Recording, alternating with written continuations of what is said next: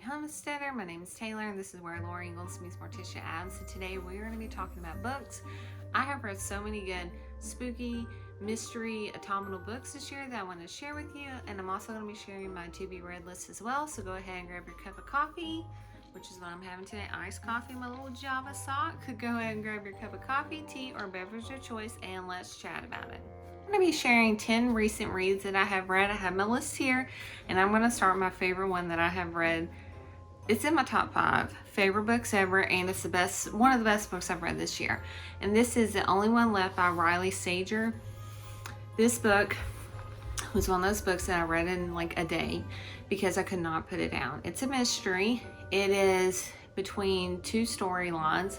We are following a woman in the 80s who's a home health care aide, home health caregiver, and she is going to go and take care of a woman in this mansion that has a mystery surrounding it. The woman that lives there that she will be taking care of is accused of murdering her family, like a Lizzie Borden type murder. She was never convicted or found guilty, but the mystery around it has surrounded her whole life. The woman that is taking care of her is aware of this, and she decides to go ahead and go and take the job and take care of her, and all these things start happening. So we are currently the present day in the 80s, and so the murder would take place in the late 1920s. We have a family mystery. We have a mystery with our character that we are following.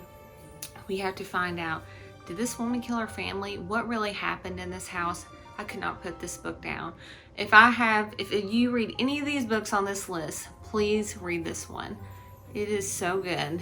And I just thinking about it, it is just so tantalizing is the word I'm looking for. So great. Please read this one. The next book is called Murder at the Pumpkin Pageant by Darcy Hannah. It is actually part of a series called Beacon Bake Shop. It's number 4 in the series. This is a cozy mystery. Very light in comparison to the first book that I shared. In comparison to mystery, it's a very cozy mystery. This woman lives in a lighthouse that has been converted over to a bakery.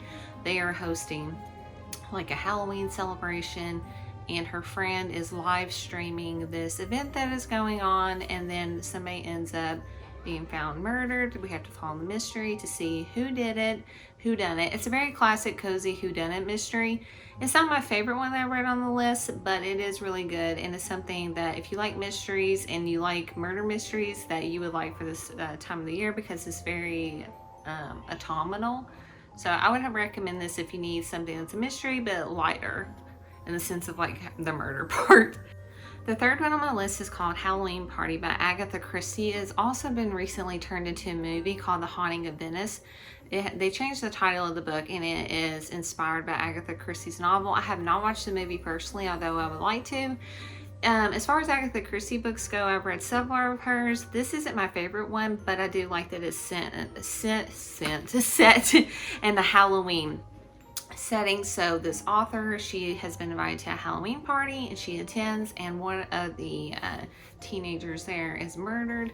Of course, we have Hercule Poirot, I believe is how you say his name. Hercule Poirot is going, and he is going to help his friend solve the mystery of how this teenager passed away and who murdered her. It's classic Agatha Christie whodunit set in a Halloween party, and it's not my favorite personally by hers. The ending was a little bit lackluster for me, but I still enjoyed it because I like the scenery and the time, and of course when it's all taking place in the fall and at Halloween time, so that was fun to read.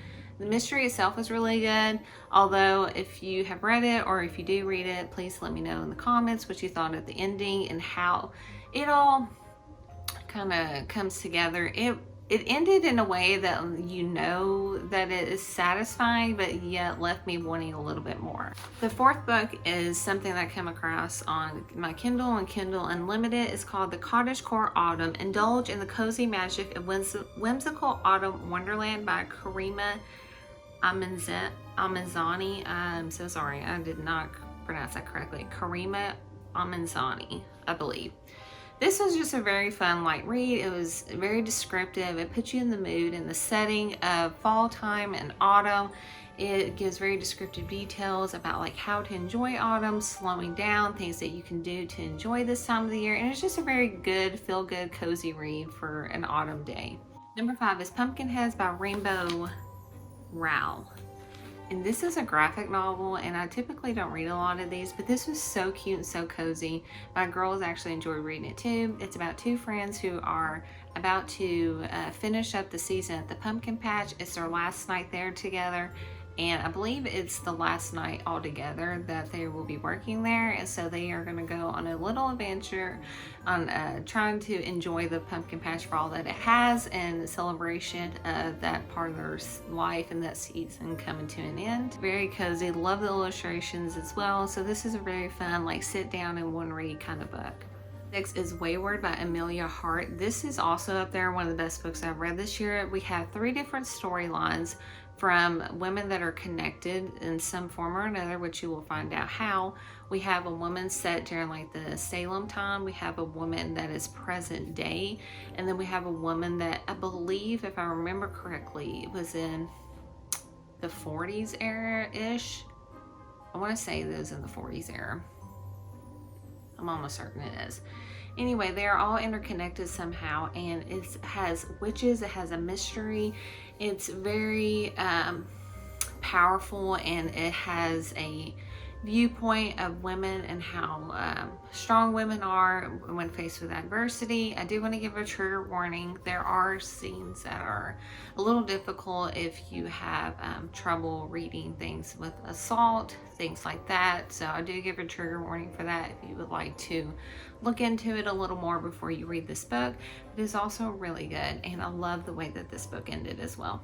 This book is The Halloween Moon by Joseph Fink. I actually listened to this book on audiobook and I really enjoyed it. It's about a girl who is going on her last night of trick-or-treating. She loves Halloween, and her family is telling her that it is time to put that aside. You're getting too old. And so this book is about growing up. It's about embracing the next step in your life. Things are changing, and so what happens is that her and her friend have decided that they're going to have like one last hurrah. And whenever they're out and about, they notice that Halloween the night isn't turning any later. It's all kind of staying the same, and we follow this adventure of like, what is going on? Why isn't what's like, you know, the neighborhood, there's no trick-or-treaters out, and all these weird things are happening. So we follow along with them in their journey to see what is going on, and it's a really great coming-of-age story.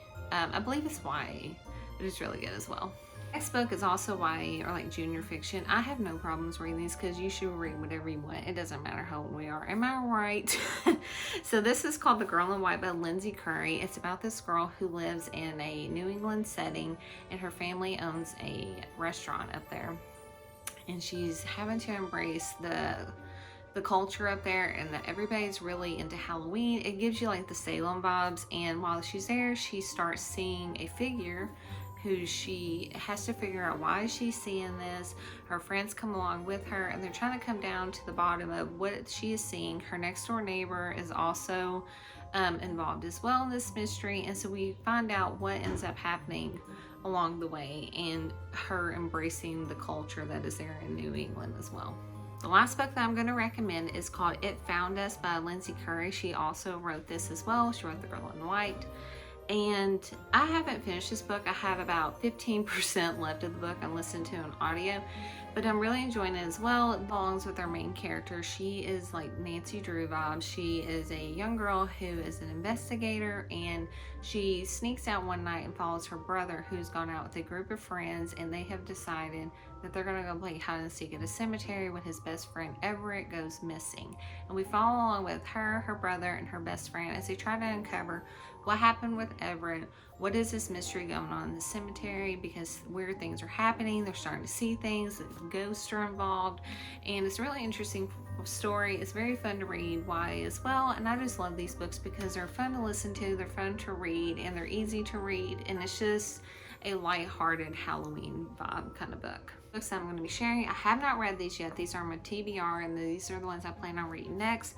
I actually got these from Book of the Month if you're interested, although it will be linked down below. But the first one is called Starling House by Alex E. Harrow. The reason why I got it because it's a mystery and it's set in Kentucky, which is where I'm from. Just to give a little quick glimpses is Opal's a lot of things: orphan, high school dropout, full-time cynic, and part-time cashier, but above all, she's determined to find a better life for her younger brother Jasper. One that gets him out of Eden, Kentucky, a town remarkable for only two things: bad luck and E. Starling, the reclusive 19th century author of The Underland, who disappeared over 100 years ago. All she left behind were dark rumors in her home. Everyone agrees that it's best to ignore the uncanny mansion and misanthropic heir Arthur. Almost everyone, anyway. So I'm excited to try this one. It's a mystery in Kentucky with a haunted house. So I will let you know how this one goes. This one I also got from Book of the Month. It's called The Unfortunate Side Effects of Heartbreak and Magic by Brienne Randall. Now, I've heard mixed reviews about this book, to be honest. Author pitched this book as Gilmore Girls meets Practical Magic, which I love Practical Magic. I haven't read this personally, so I'm not exactly sure what it's about, but it's with a character named Sadie. It says that she has always believed that the curse of 4 heartbreaks that accompanies her magic would be worth the price, but when her grandmother is diagnosed with cancer with only weeks to live and her first heartbreak, Jake McNeely, returns to town after a decade, her carefully structured life begins to unravel. So I don't know exactly what this is about. I'm excited to try it, but I also, like I said, I've heard mixed reviews. Some people really like it. Some people felt like they wanted a little more from it. So I'm excited to dive in and give my opinion on this as well. So these are the 2 books that I'm getting ready to start. Here's all the books that I am going to be sharing with you today. If you have any book recommendations, please leave them down below. This is my absolute favorite time of the year to read, from like September all the way through December. So many cozy books, so many mysteries. I love reading like little cheesy Hallmark books as well. So any books that you would like to share with me, please leave those in the comments below. I love talking about books and swapping ideas and recommendations. And thank you so much for watching. Please be sure to like and subscribe for more spooky shenanigans, and Halloween is almost here. I will see you next time. Yeah, guys.